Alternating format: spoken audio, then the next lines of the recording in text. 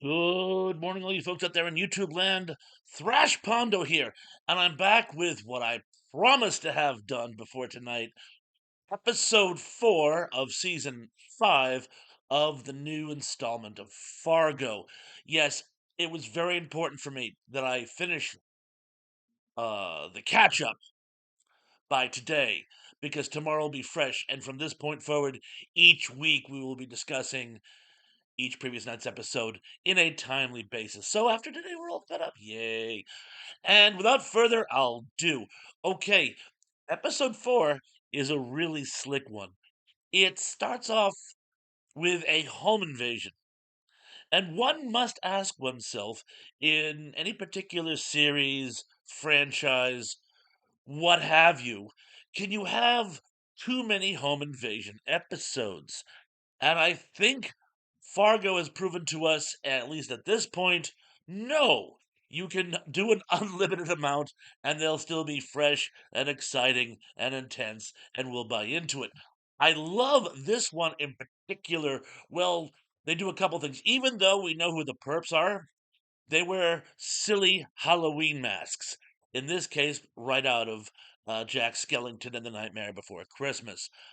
There's something really, really unnerving about people wearing fanciful, happy Halloween masks when they've come to kill you or do you harm. See under the house that drip blood. Also, in this one, this home invasion was a particularly slick one. It was almost out of another Coen Brothers classic, Miller's Crossing. If any of you have seen that, it's my go-to gangster movie. You got to see it. But there's a particularly wonderful scene where the villains come to get the guy in. He stands them off, and his house ends up getting set on fire, and they're still having conflict while the house is on fire, much like tonight's. And well, not to beat this one to death, I thought the household defense angle was done very, very nicely moving forward. Oh, one thing I have to mention, Wayne, who certainly appears, at least he appears, as though in this installment he is going to be the go-to pathetic case. More about that later. He ends up, not only is he completely and totally useless in the foray, which is, well, what else did you expect? He ends up shocking himself on one of Dot's electric booby traps, and he wakes up in a state of total befuddlement when he wakes up later in the hospital. And we don't know if he's looped because of the medication they're giving him, if he's fried his brain, or possibly, and this is not my speculative spoiler, it's just something that I can't help but think. Anyone this stupid is gonna be faking it. Now I know that's a red herring. It goes back to an old Gilligan's Island episode where two cosmonauts have it stuck in their head that Gilligan is actually the dangerous one because no one could really be that stupid. Sometimes people can be that stupid, particularly in Fargo. But in this case, I'm sorry, I can't help but think that maybe, just maybe, Wayne's got his own little game going. He may still be stupid, but I think he's playing at something. Moving forward, again, we see Officer Whitfar and Officer Olmsted. That was what I couldn't think of before. Olmsted are doing research on Dot when they found out that her house is just burned to the ground, which, of course, causes them to act in a very suspicious manner. And there's this great scene in the hospital where Dot, of course, she's very worried about her husband, but she's actually trying to tap dance around what's going on. I mean, here we see she keeps trying to play it off that she's just this normal housewife that weird things keep happening to, and no one's buying it. No, there's got to be something going on here. Her mother-in-law Lorraine isn't buying it. Neither are the police, and well, she manages to that the whole expression. That's my story. I'm sticking to it. She sticks it to it with great guns. You got to give it to her. More about Officer Olmsted in a second, but I got to get back to the really scary person in this whole installment. They do call him Munch. I still think it would be pronounced Monk, but what do I know? He's held up at this old lady's house. Well, she's married with her old alcoholic husband it's sort of his base of operations, his lair, his hideaway, whatever it is. And we still don't know if he just picked her at random or if there's some loose connection. I don't think it's a relation of his, but um, perhaps the family is perhaps they had some run in with him before, and this is his way of collecting the debt. You owe me a favor, and this is favor return. I don't know, but he makes some long, weird speech about how in the old days we were just fighting to stay alive, and in the end, what he really wants in that moment is pancakes. There's a huge pancake theme, not only in this season, but they seem to love to mention pancakes. I don't know if that was their favorite breakfast when they were kids. Don't know. The Coen brothers, rather. Don't know, but again, pancakes seem to come up. But the cool thing about Munch is he had just returned from. Well, you think he's going to go and try to kill everyone, well, because that's what Mystic Warriors do. No, it's what I believe the expression was a sporting stock. You actually, what he does is he gets himself all revved up in this sort of berserker warrior thing. He sneaks onto Tillman's property. Tillman actually sends his son away, ostensibly to retrieve Dot, but mostly to keep his bloodline alive in case things go south. And he does sneak on Tillman's property, but he doesn't kill them. He makes a mystic sign on the wall of his Tillman's twin daughter's room and then escapes. I've been putting some thought into what that ruin could be. It's 5 lines, three vertical, one horizontal, and then one kind of crisscross applesauce. I think it's the people in the house. I think the three vertical lines are the children, the two twins, and Gator. I think the horizontal line is Tillman because he's the father of all of them. And that sort of horizontal line is Tillman's third wife, who is not Gator's mother. Spitballing here, but it's the only thing I could think of on such short notice. But anyway, moving forward, so Tillman is like really freaked out at this. And of course, they're turning up the pressure on him as well.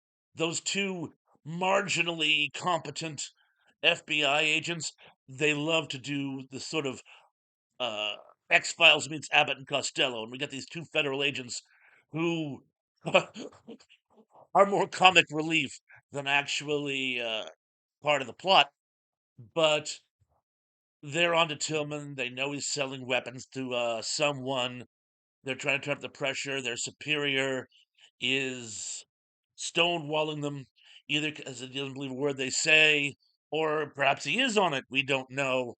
But anyway, no matter what they do, they can't seem to get any traction, and you can tell it's driving them bonkers.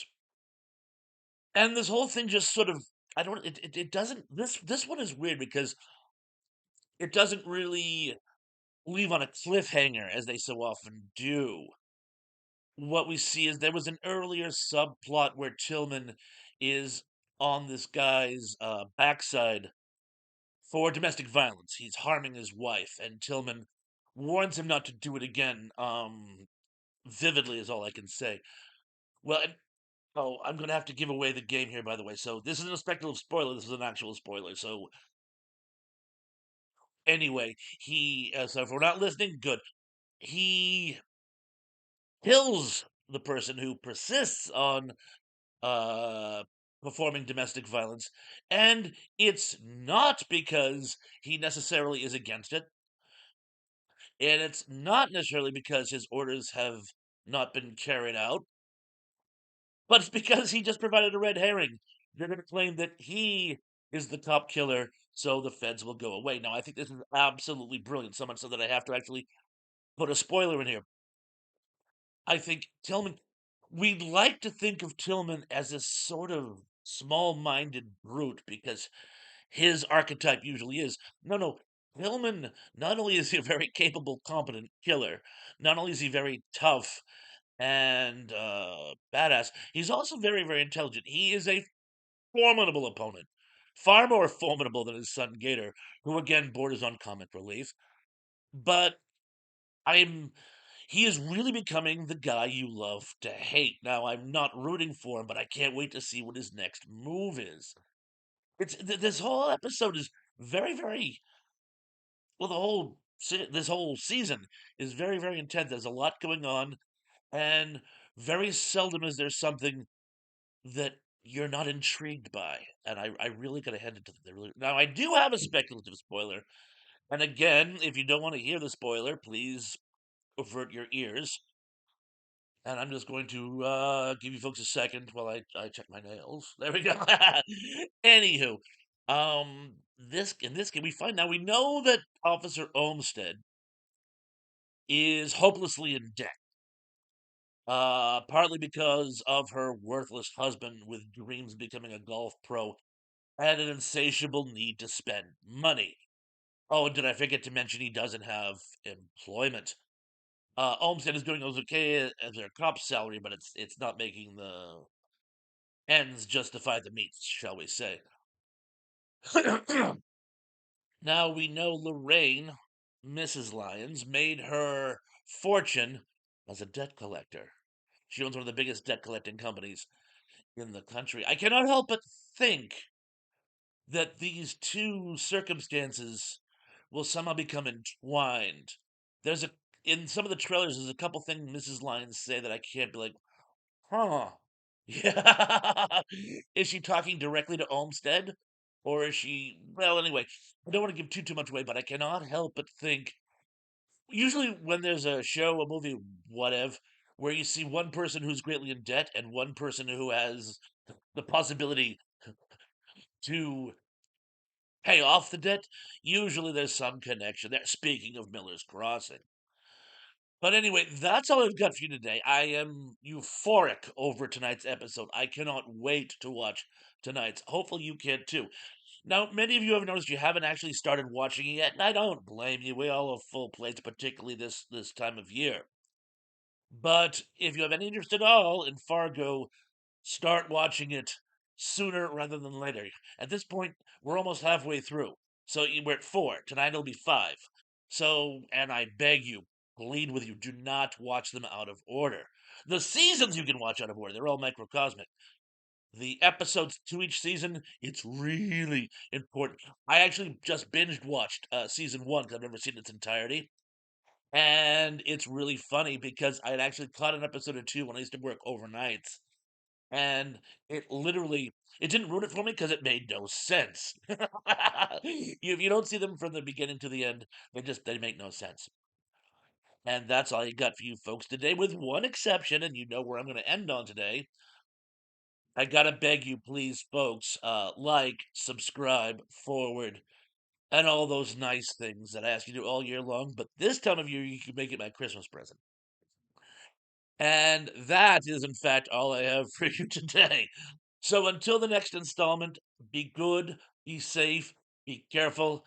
I'm looking forward to seeing you very, very, very, very, very soon with episode 5.